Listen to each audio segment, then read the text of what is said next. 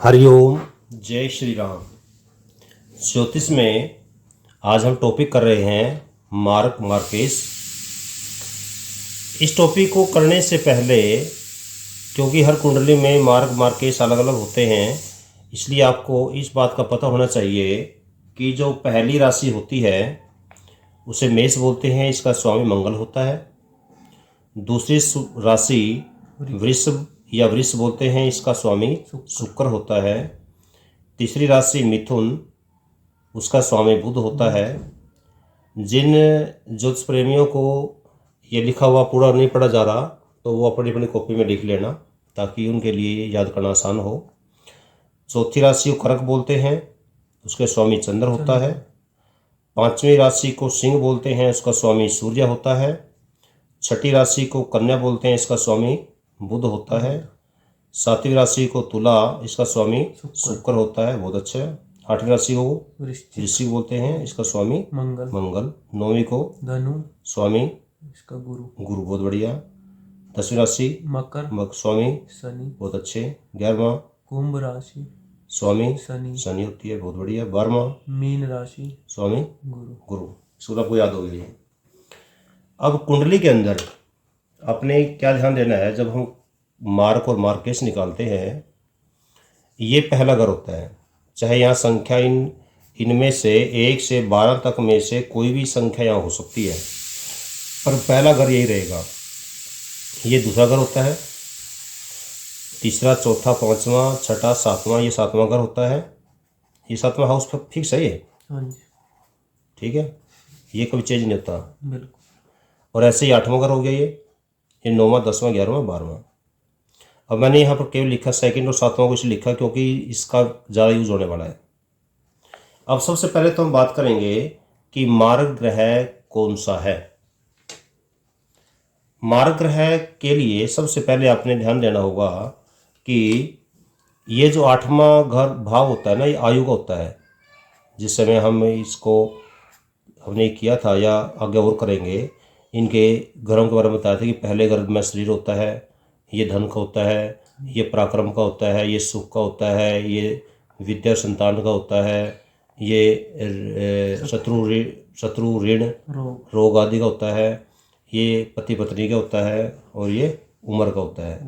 हालांकि ये इसके अलावा, उम्र के अलावा, ये हमारे अकड़ साइंस का भी होता है, ठीक है, जितनी भी रहस्यमय विद्या है उनका भी होता है। तो उसका डिटेल में चलो बाद में कराएंगे हम भी कौन सा घर में कौन सा है। पहले कर चुके हैं, दोबारा फिर करवाएंगे जो सेकंड डिवीजन में। अब मार्केस के लिए इसकी ज़रूरत पड़ेगी, अच्छा, एक बात और अपन ध्यान देना होगा कि एक होता है भावत भावम का सिद्धांत। ये ज्योतिष के अंदर भावत भावम का सिद्धांत बहुत चलता है। भावत भावम सुना कभी? नहीं। भावत भावम, इसका बहुत रोल है ज्योतिष के अंदर। ज्योतिष में आगे बढ़ने के लिए भावत भावम का बहुत रोल है। भावत भावम, इसका क्या मतलब है? जैसे ये भाव कौन सा 8वां है, कौन सा घर है ये? 8वां घर किसका? आयु का है, ठीक है। अब 8वां घर जैसे आयु का है तो 8वें से 8वां भी आयु का ही होगा। 8वें से 8वां? हाँ, 8वें से 8वां भी आयु का ही होगा। देखो 8वें से 8वां कौन सा है? 1 2 3 4 5 6 7 8, अर्थात ये भी आयु का ही है। दोनों फर्क क्या है? ये हमारा मेन है, ये सब्सिडरी है, ठीक है। अब बात करते हैं यदि उम्र का है, जैसे आपको एक बताया था पहले भाई, जैसे ये उम्र, ये किसका था भाव था? शरीर का। करते करते हम पूरे 12 भाव पढ़े थे और 12 में ये बताया था ये आय का होता है, ये व्यय का होता है, ये व्यय का। आज मैं केवल वही लिख रहा हूँ जो चीज़ हमें इस टॉपिक के लिए जरूरी है। ये शरीर है, ये हमारा व्यय है। व्यय हर चीज़ का है, चाहे वो धन का व्यय हो चाहे शरीर का व्यय हो, अर्थात लगन का व्यय। अब हमारी आयु कहाँ है? ये है। अब यहाँ से 12वां कौन सा है बताओ? यहाँ से 12? हाँ गिनियो। पहला, जब हम गिनते हैं ना जिस भाव से गिनते हैं वो पहला मानते हैं। ऐसा नहीं है कि ये है हम यहाँ ये इसको पहला मानेंगे, यहाँ इसको पहला मानेंगे। जिस भाव से। हाँ यही से गिनोगे आप, 1 2 3 4 5 6 7 8 9 10 11 12। यहाँ से 12वां ये 7वां हाउस हो गया, 7वां। घर 7वां है और आयु का 12वां कौन सा है, ये है। जो आयु का 12वां है, क्या बताया मैंने, आयु का 12वां भाव। आयु का 12वां मतलब व्यय भाव। बोलो आयु का व्यय हो गया ना। हाँ जी। आयु का व्यय किसे बोलते हैं, मृत्यु को। मृत्यु। बोलो। हाँ जी बिल्कुल। आयु का व्यय होने का मतलब क्या है, मृत्यु। मृत्यु। इसका मतलब ये जो भाव है मृत्यु का है, समझ में आएगी। हाँ जी। तो मृत्यु का भाव कौन सा हुआ इसके अकॉर्डिंग, बोलो। 7वां। 7वां, समझ में आ गया। हाँ जी हाँ जी। तो 7वां भाव क्यों है ये बताया मैंने कारण। ठीक है। क्योंकि वैसे हम याद तो कर लेते हैं दूसरा भाव 7वां भाव, फिर ये नहीं पता होता दूसरा 7वां है क्यों। तो मैंने कारण बताया कि 7वां भाव ही मार्ग क्यों है, मार्केश क्यों है, क्योंकि ये मृत्यु का घर है, ये उम्र है, ये हमारी उम्र का व्यय है। उम्र का व्यय का मतलब मृत्यु, अर्थात ये जो भाव है मृत्यु का घर है। ठीक है। कई जगह किताबों में इसको मृत्यु लिखा होता है, वो इसलिए लिखा होता है कि भी उम्र और आयु जिसकी जन्म हुआ है उसकी मृत्यु भी होगी, परंतु मार्केश के अकॉर्डिंग ये जो मृत्यु का भाव ये है, ये पहला भाव हो गया। हाँ जी। और दूसरा को बताया था कि आयु का एक और घर होता है, कौन सा, तीसरा घर। तीसरा घर तीसरा ये। हाँ जी हाँ जी। ठीक है, मैं लिख देता हूँ इसको, घर कौन सा, ये तीसरा। अब तीसरा घर भी उम्र का है, तो यदि तीसरा घर उम्र का है, इसका 12वां भाव कौन सा होगा, 1 इसका 12वां, 2 3 इस भाव का 12वां ये हो जाएगा। हाँ जी ठीक है जी। 1 2 3 4 5 6 7 8 9 10 11 12, ये व्यय हो गया इसका। दूसरा। अर्थात जो तीसरा घर जो है ना, जो आयु का था, इसका व्यय भाव कौन सा हो गया, दूसरा। इसका व्यय होगा दूसरा। ठीक है, समझ में आएगी। हाँ जी अर्थात व्यय का मतलब क्या है, आयु का व्यय का मतलब मृत्यु। बिल्कुल। अर्थात इस यदि ये भाव भी आयु का है तो ये भाव मृत्यु का हो गया। मृत्यु का मतलब क्या हो गया, मार्केश। हाँ जी ठीक, बोलो, समझ में आ गया। मार्केश। तो मृत्यु के भाव कौन कौन से हो गए, दूसरा और 7वां। 7वां। अब इन दोनों में क्या फर्क है, ये प्रबल, क्योंकि ये तो मुख्य आयु तो ये है हमारी, हाँ जी। ये मुख्य आयु है, ये सेकेंडरी आयु है। इसी प्रकार से ये मुख्य मार्केश है, ये सेकेंडरी मार्केश है। अब मार्केश का मतलब घर से नहीं है, बल्कि अब हम देखेंगे घर का स्वामी से देखेंगे मार्केश।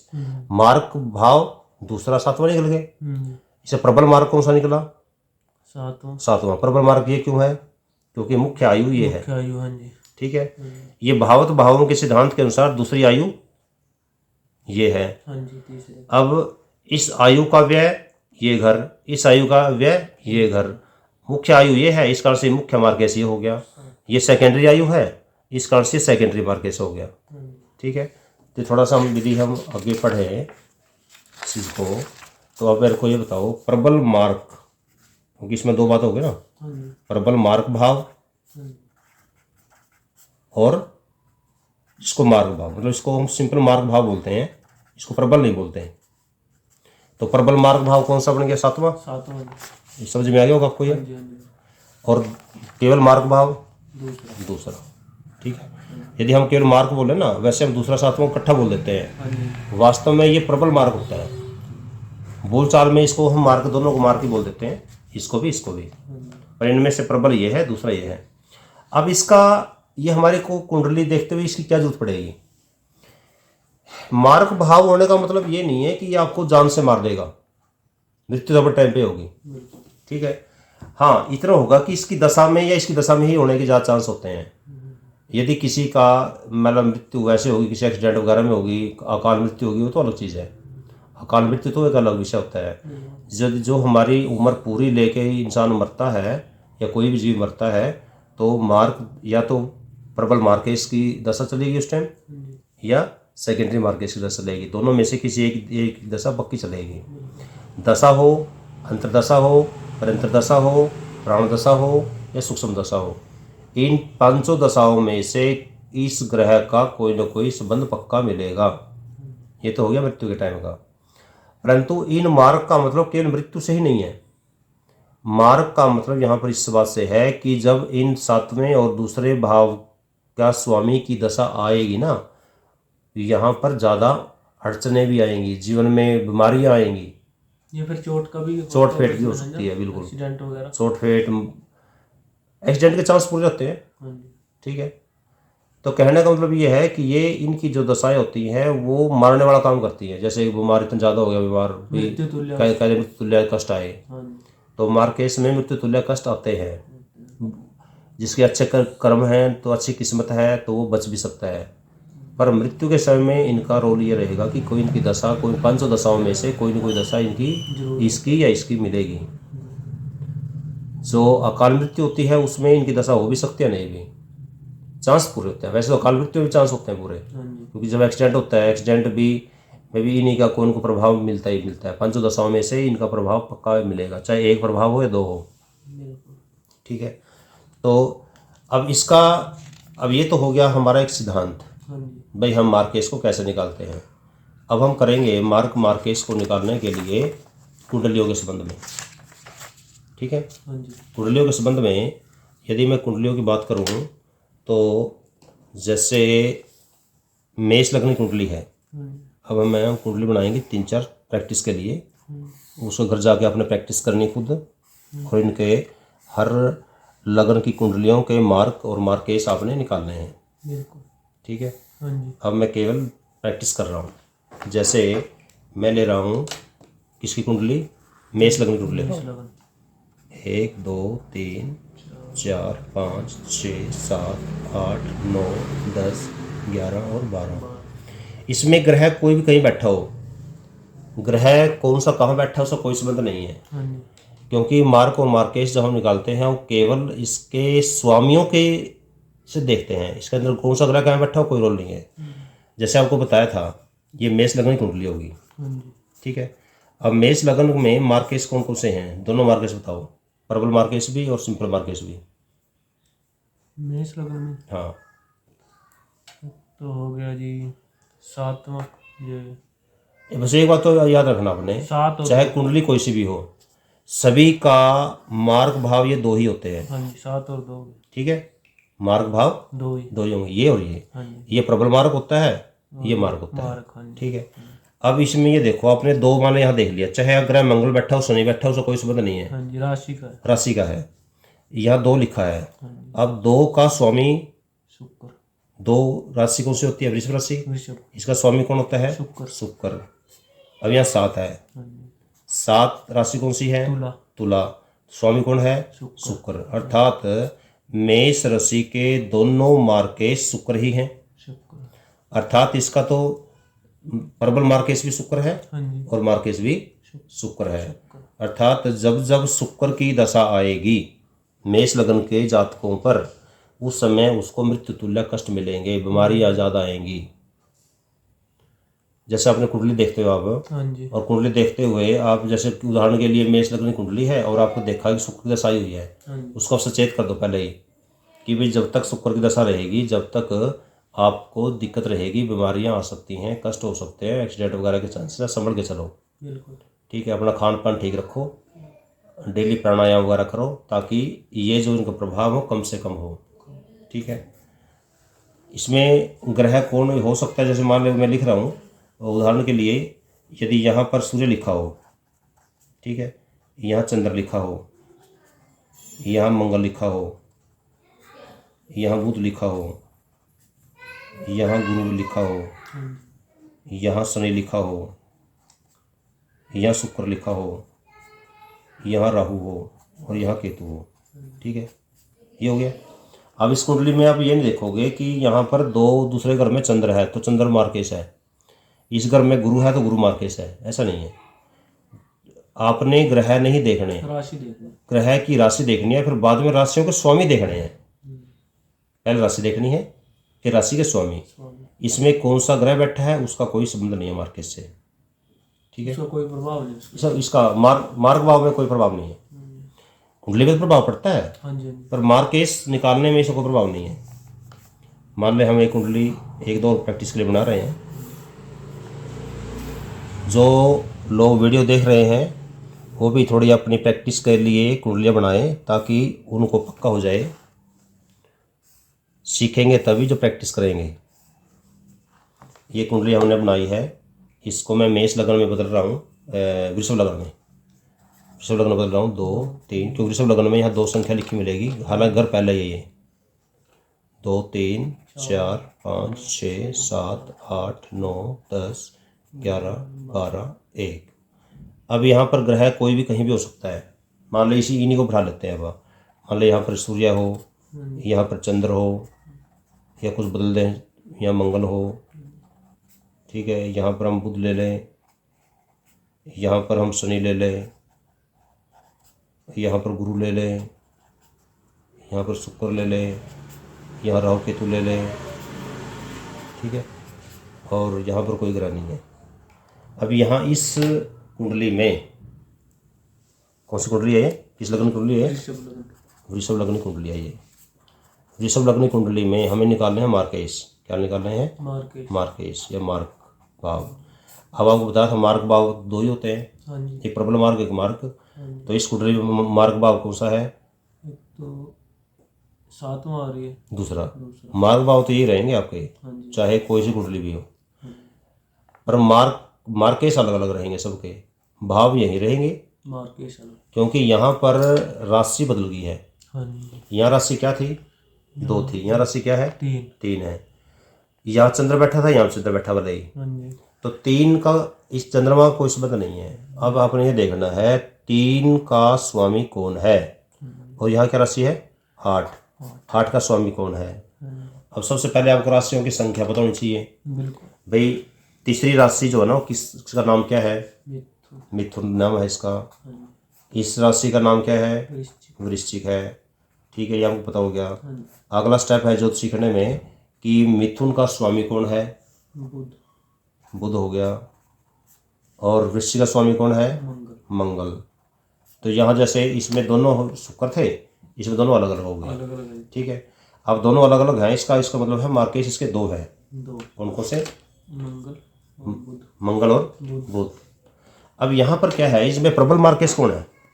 क्योंकि दोनों अलग अलग है ना इस पर, तो इनमें से प्रबल मार्केश कौन सा है?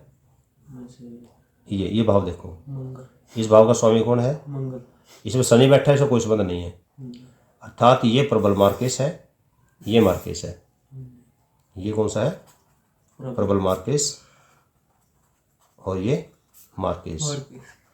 तो इन दोनों की दशा में, खासकर मंगल की दशा में, क्योंकि प्रबल है ये, इसमें ज़्यादा चांसेस हैं कि आपके नुकसान होगा, मृत्युतुल्य कष्ट आएंगे, बीमारियां आएंगी, चोट फेट लग जाए, कुछ भी हो सकता है, ठीक है। और हो सकता है जो आपकी जीवन का टाइम होगा उस समय भी इन दोनों ग्रहों में से किसी एक का पक्का मिलेगा, दोनों का भी हो सकता है। 5 दशाएं आपको बताई है, कौन कौन दशा होते हैं? 5 महादशा, जिसे विषंतरी बोल देते हैं, अंतरदशा, पर्यंतरदशा, सूक्ष्म दशा, प्राण दशा। 5 दशाएं होती हैं। 5 दशाओं में से इन दोनों ग्रहों में से एक पक्का मिलेगा मृत्यु वाले दिन। हो सकता है ये दोनों मिल जाए, और हो सकता है ज़्यादा प्रभावी नहीं कही हो। जैसे मान लो मंगल में मंगल हो, मंगल में बुध हो, ऐसे, ठीक है। तो कहने का मतलब है यहाँ पर ये काम आती है, मार्केश का मतलब होता है जब मार्केश आए, एक तो मार्केश के, जब मार्केश आता है उस समय मार्केश का रत्न धारण ना करो, मार्केश का रत्न धारण ना करो, क्योंकि मार्केश आपको नुकसान करने वाला होता है। एक तरह से बाधक तो बाधा डालता है, ये मार्केश बीमारी पैदा करता है या चोट फेट देता है। आपको बाधक रहा था ना, बाधक अलग चीज़ है और मार्केश अलग है। बाधक तो अड़चने करता है, वो बीमारियां नहीं देता है। मार्केश बीमारियां देगा, चोट फेट मारेगा, अर्थात ये हमारे को अलग तरह से शारीरिक कष्ट देगा। शारीरिक कष्ट का जो भाग है वो मार्केश है, काम धंधों में अड़चने हैं वो बाधक है, दोनों में ये फर्क है, ठीक है। तो इस प्रकार से हमने जो की है, अभी मेष लगन की करके देख ली, मार्केश मेष लगन का, ठीक है। ये मेष लगन की थी, ये वृषभ लगन की होगी। इस प्रकार से आपने अगले 10 के 10 जितने भी बाकी जो बचे हुए हैं सब लग्नों के अलग अलग मार्केश निकालने हैं, और बाधक तो मैंने करवा दिए हैं, बाधक भी अपने करने हैं और मार्क भी करने हैं, सब के अपने अलग अलग याद कर लेना।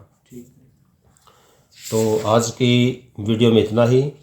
यदि आप सबको समझ में आया है, लगता है कि आपने जो वीडियो द्वारा सीखा है वो आपके लिए फ्रूटफुल है, और इस वीडियो को शेयर करना, चैनल को सब्सक्राइब करना। जय श्री राम। हरि ओम, हरि ओम, हरि ओम।